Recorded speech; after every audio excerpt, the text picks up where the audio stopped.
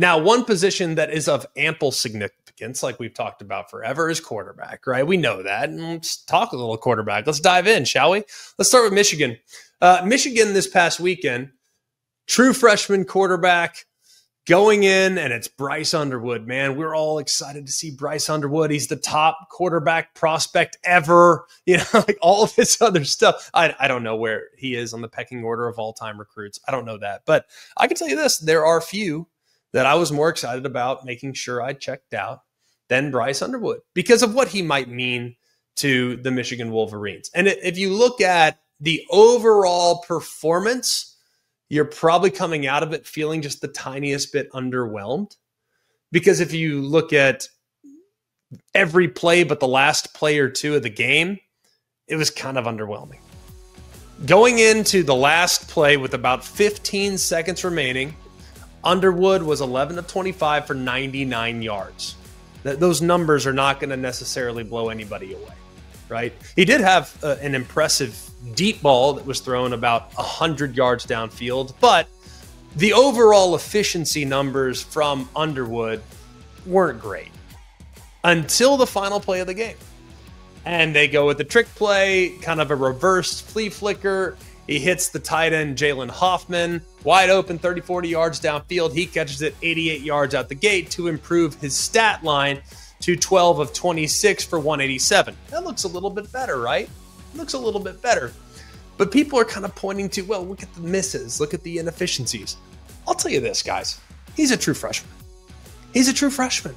And these moments of greatness and these moments in which you're left kind of shaking your head, they're completely expected.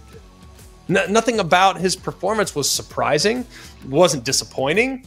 It wasn't to the point where I'm giving him the Heisman Trophy, but I wasn't disappointed in how he played. Because if you look at what he provided the position, knowing that he is a threat to run, if he can do it, I'm not saying it's something he's going to do a lot of, but he is a threat to run. His mobility is something you have to account for. The arm talent is something that everybody strives to get. He's already, even at 11 of 25 for 99 yards, if you remove the last play of the game, he's already significantly better than any option they had last year. So I feel pretty good about Michigan's quarterback situation going into the fall.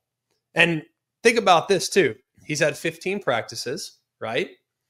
Well, between now and when we see him at the end of the fall and he suits up in week 1 and week 2 and week 3, he's going to be a completely different guy because he's going to have 2 months of reps in 7-on-7, drop back passing, working on his rhythm, working on his anticipation, his reads, all that stuff. He's going to have 2 months of breaking that down. And then he's going to have another 15, 20, 25 practices in fall camp. So he might be twice the player in 3 months that he is right now.